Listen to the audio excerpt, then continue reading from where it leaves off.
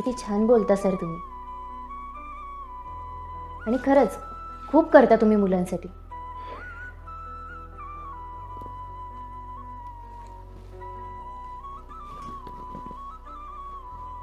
मला खूप आवडतं. आय मीन तुमचा स्वभाव तुमचा स्वभाव खूप आवडतो.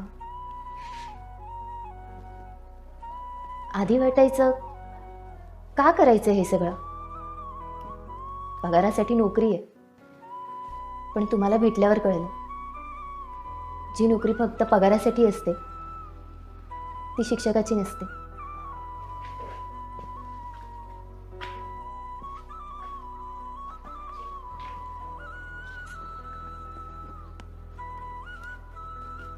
आपण मैत्री करूयात का?